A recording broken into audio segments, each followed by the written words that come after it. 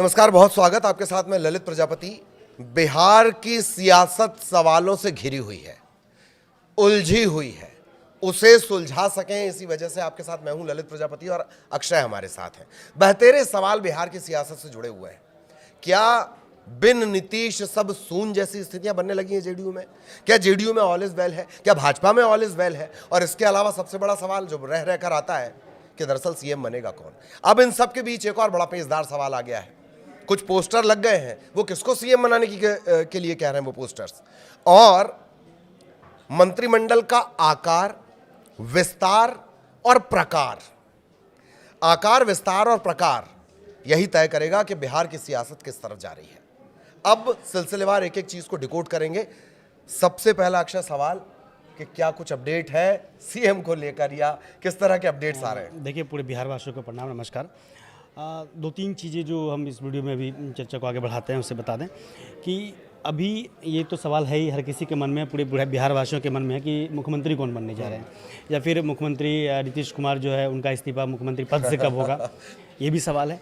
और एक चीज़ है कि क्या बिहार की राजनीति में पर्दे के पीछे कोई एक बड़ी पटकथा लिखी जा रही है जिसका चर्चा और जिक्र, या फिर जिसकी कोई जिक्र नहीं है, जिसकी कोई चर्चा नहीं हो रही है, या फिर कोई आरजेडी बड़ा खेल करने वाली है, या फिर बिहार की राजनीति में क्या कांग्रेस बहुत बड़ा खेल करने वाली है जिसकी चर्चा बिल्कुल भी नहीं है। तो हम उस पर भी चर्चा करेंगे कि बिहार की राजनीति में बहुत बड़ा खेल जो अब तक नहीं कहा जा रहा है, नहीं कहीं लिखा जा रहा है, ना ही उसे कोई बयां कर रहे हैं, तो उस पर हम लोग चर्चा करेंगे। लेकिन सबसे बड़ा सवाल वही कि नीतीश कुमार का पहले शपथ ग्रहण से स्टार्ट करते हैं कि उनका राज्यसभा में कब शपथ ग्रहण होगा, फिर उनका इस्तीफा कब होगा। जो कयास लगाए जा रहे हैं कि 9 अप्रैल को नीतीश कुमार पटना से दिल्ली आ रहे हैं और 10 अप्रैल को राज्यसभा सदस्य के तौर पर वो शपथ लेंगे, ये लगभग तय माना जा रहा है। 10 से 11 अप्रैल जो है पटना वापसी करेंगे और संभावित जो है उनका इस्तीफा भी उसी दौर में हो जाएगा। हाँ, 12 अप्रैल को फिर मुख्यमंत्री पद से वो इस्तीफा दे सकते हैं, ये मतलब कहा जा रहा है। और फिर 13 अप्रैल को एनडीए विधायक दल के का बैठक होगा, उसमें लगभग ये उन लोग को कहा जाएगा, या फिर एक तरह से जो कहते हैं कि आपस में तय करते हैं कि कौन हमारे जो हैं नेता होंगे या मुख्यमंत्री होंगे। हाँ, तो उसमें जो है 13 अप्रैल को ये है, यानी कि 14 या 15 को मुख्यमंत्री 13 को ऐलान हो जाएगा, 14 या 15 को जो है मुख्यमंत्री का शपथ होगा। ठीक है, ये लगभग तय माना जा रहा है। दूसरी चीज़, अभी हम लोग चर्चा कर रहे थे कि मंत्रिमंडल का, तो मंत्रिमंडल का चर्चा हम लोग ऐसे बता देते हैं कि अभी कौन कौन से मंत्रिमंडल का क्या क्या रूपरेखा तैयार किया जा रहा है।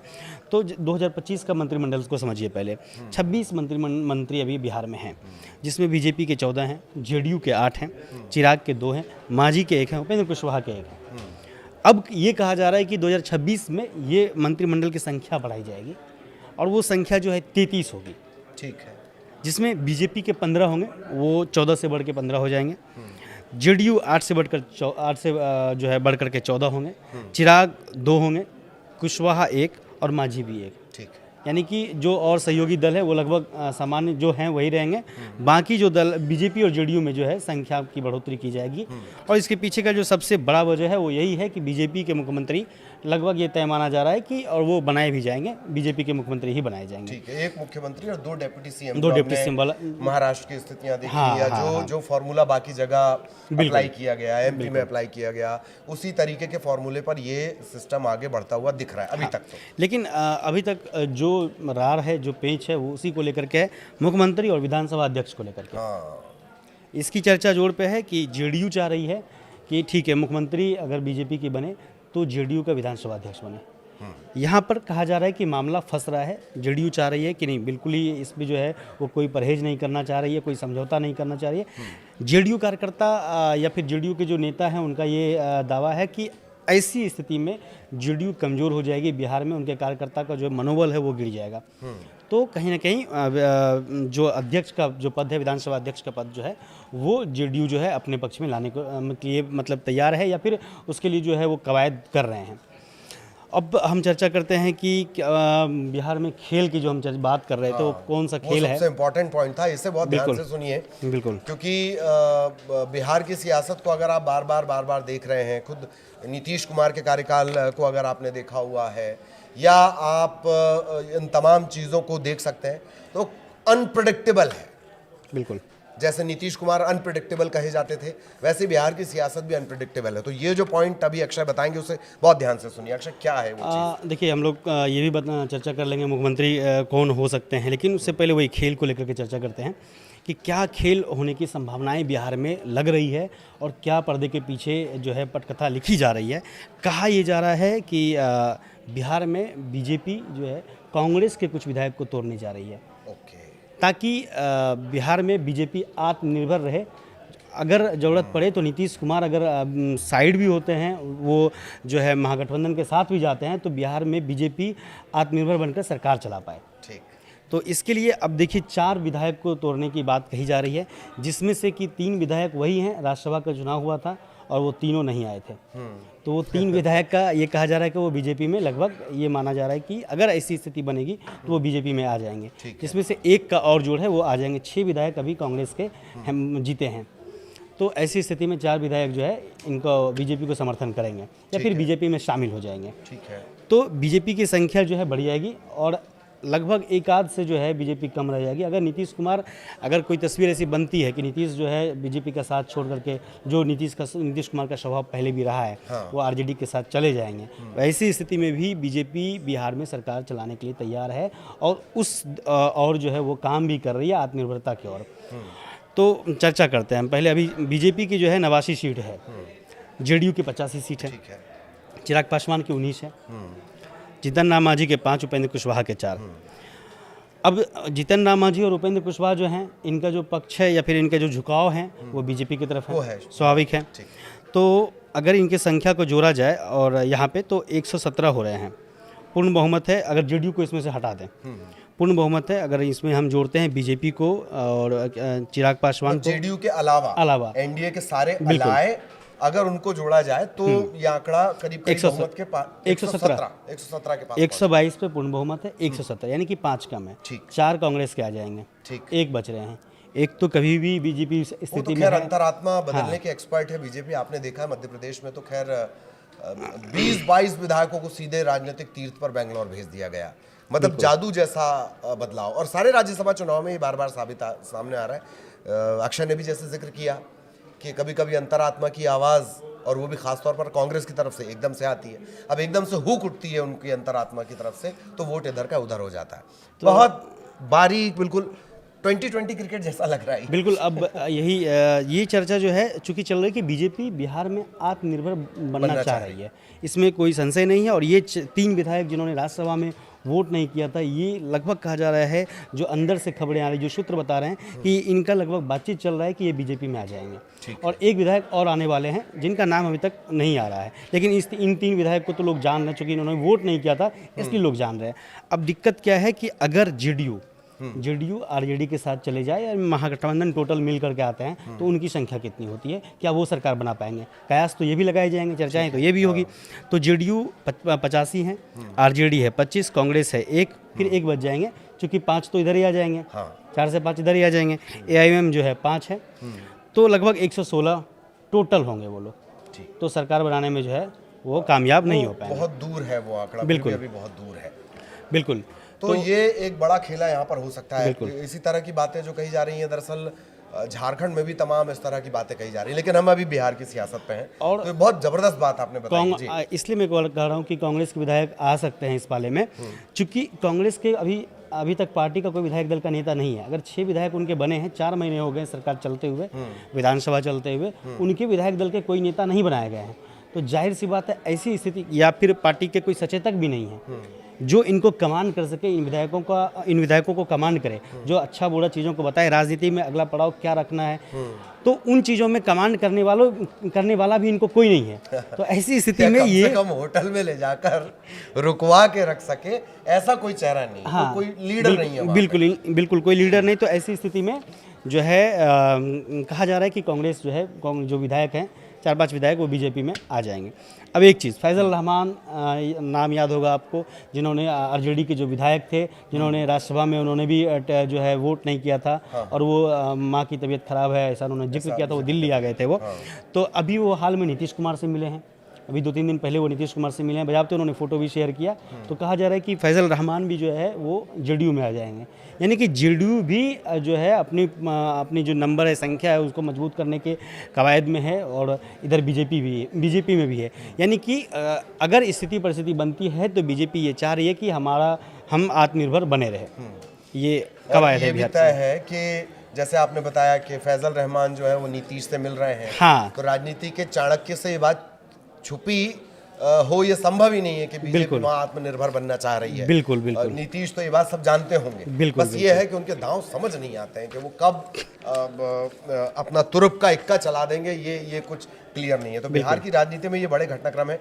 और भी आपने कुछ घटनाक्रम डिकोड किए हैं। बिल्कुल। अब चर्चा करते हैं कि ये जो नाम है बीजेपी के, तो लगभग ये कहा ही जा रहा है कि बीजेपी के जो है सीएम बनेंगे, और डिप्टी सीएम जो है 2 होंगे, वो जेडीयू के होंगे, जिसमें कि निशांत कुमार हैं और विजय चौधरी हैं।